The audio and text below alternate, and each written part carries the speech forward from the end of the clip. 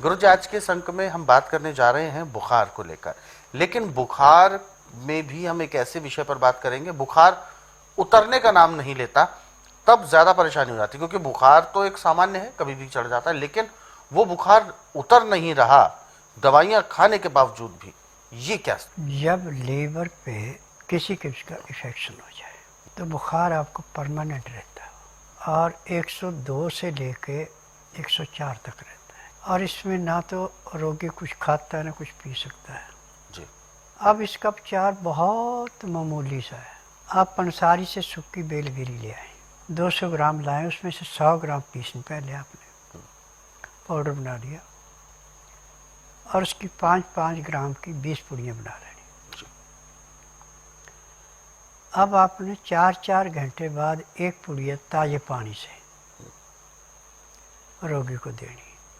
अभी दे दी, फिर 4 घंटे बाद दूसरी देनी, 4 घंटे बाद तीसरी देनी, ऐसे आप देते जाएं। पहली पुड़िया से 19-20 का फर्क पड़ेगा। दूसरी पुड़िया से यदि 104 है तो 103 पे 2.5 पे आ जाएगा। तीसरी पुड़िया से 100 तक आ जाएगा। और यदि बीच में उसको नींद आ जाती है उसको सोने दो। अच्छा। अब सो के जब उठे तो उसको जो है, जो हम 4 घंटे बाद देते थे वो 3 घंटे बाद कर दो।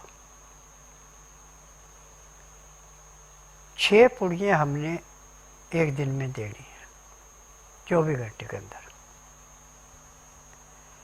6 दूसरे दिन देनी है। ऐसे 3 दिन में 18 पुड़ियाँ चली जाएंगी।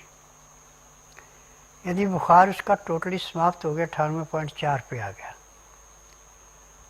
तो 2 जो पुड़ियाँ बची हैं वो भी बाद में उसको जरूर नहीं है कि 4-4 घंटे बाद या 3 घंटे बाद देनी, आप बेशक सुबह शाम दे दें। अच्छा। यदि फिर भी उसका बुखार 98.4 से ऊपर रहता है और 100-99 के बीच में रहता है, तो जो आपने 100 ग्राम बेलगिरी सूखी रखी थी उसको पीस के पाउडर बना लें। अब उसमें से भी आप सुबह शाम इसको देते रहें। हफ्ते में उसका टेम्परेचर 98.4 ही होगा, उसको कमजोरी नहीं आएगी।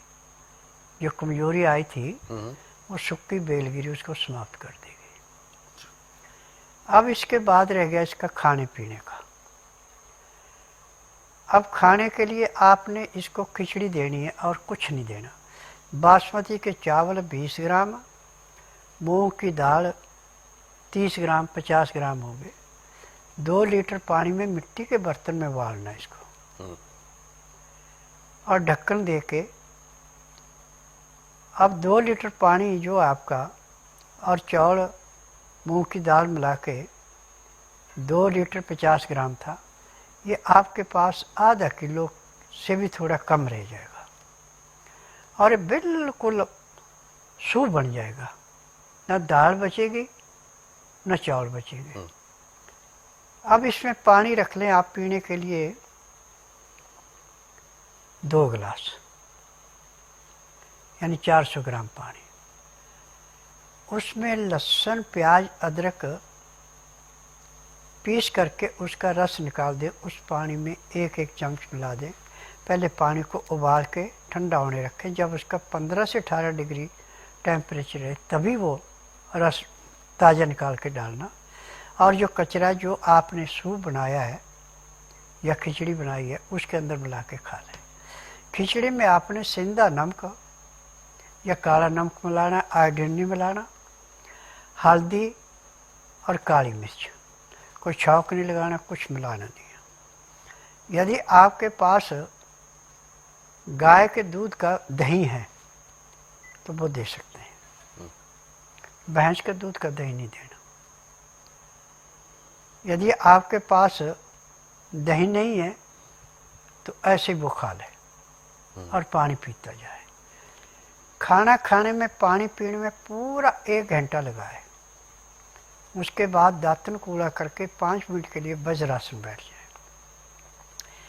फिर वज्रासन से उठ करके कम से कम 20 मिनट तक वो थोड़ा टहल लें, सैर कर लें थोड़ी। फिर आधे घंटे के लिए सब आसन लेट जाएं। 5 मिनट के लिए बाईं साइड करवट लें, 3 मिनट के लिए दाईं साइड करवट लें।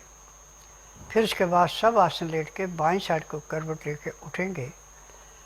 उसको अपने शरीर में इतना हल्कापन महसूस आएगा जैसे वो 8 घंटे की निद्रा पूरी करके उठा। शरीर में कोई थकावट नहीं रहेगी। परंतु अब इसको 1 हफ्ता काम नहीं करना भी। घूमे फिरे, जो मर्जी करे, धार्मिक सीरियल देखे, धार्मिक किताबें पढ़े, परंतु काम से थकावट होगी, बुखार फिर आएगा। तो शरीर में जो कमी आई थी वो पूरी हो जाए, फिर अपना काम करें। अब सुबह दिन का खाना तो 12 बजे से पहले पहले का, रात्रि का खाना दिन अस्त होने से घंटा 1.5 घंटा पहले। तरीका एक ही है दोनों का। दिन का खाना खाने के बाद आधे घंटे तक लेटना जरूरी है, और रात का खाना खाने के बाद कम से कम आधा से पौना घंटा सैर करनी है, उसके बाद लेटना नहीं है। चाहे धार्मिक सीरियल देखें, चाहे परिवार में अड़ पड़ोस में बातचीत करें, चाहे परिवार में करें, वो आपकी इच्छा है। ठीक 9 से 10 के अंदर सो जाना। सुबह पेट से ऐसे अलार्म लगे जैसे घड़ी में लगता है, जैसे घनघोर घटा छाने पे बिजली कड़कती है और बादल गरजते हैं, ऐसे पेट में गड़गड़ गड़गड़ आवाज होना शुरू होती है। जैसे ऐसा महसूस हुआ फटाफट उठ के चला जाए, वो बैठते ही एकदम पेट ऐसे साफ होगा जैसे सिर से बोझा फेंकते प्रेशर से, और ना तो दस्त आएगा ना कब्ज होगी, जैसे भैंस गोबर करती है ऐसे नॉर्मल पेट साफ होगा। उसके बाद आके दातन कूला करके आधा घंटा कपालभाति, 15 मिनट भस्त्रिका, 8-10 बार अग्निसार, 15-20 बार उज्जयी, 25-30 बार ब्रह्मणी, 5 मिनट कुंभक करके उसके बाद 2-2, 4-4 मिनट मंडूकासन, पवनमुक्तासन, गौमुखासन, सब आसन, सर्वांग आसन, हल आसन, शीर्षासन। ये क्रिया करेंगे और आगे इसका नियम अपनाएंगे और सुबह 4 बजे उठ के ये सारे काम करेंगे, तो अब आखिरी सांस तक ना तो आपको किसी डॉक्टर के पास जाना पड़ेगा, ना किसी हकीम के पास जाना पड़ेगा, ना कोई रोग होगा। खाना खाते समय 2 गिलास पानी पीना अति आवश्यक है, जिसमें लहसुन प्याज अदरक का रस पड़ा है। लहसुन प्याज अदरक का रस यदि आप खाना खाने के साथ 2 गिलास पी रहे हैं, तो यदि आपके खान पान में भी कोई गलती होती है तो उसको भी लीवर पचाता है। पैंक्री इंसुलिन बनाती है, पीते में तेजाब नहीं बढ़ता, पेट अच्छा साफ होता है, गुर्दे टट्टी पेशाब खून को नॉर्मल साफ करके जिस जिस अंग को चाहिए उसको देते हैं। तिल्ली को जब शुद्ध खून मिलता है और दिल को देती, दिल को पूरी ऑक्सीजन मिलती है, रोग कहाँ से आएगा। और लहसुन प्याज अदरक कच्चा जो खा रहा है या उसका रस पी रहा है, उसको जिंदगी में छुआछूत का कोई रोग नहीं, वायु प्रदूषण का कोई रोग नहीं।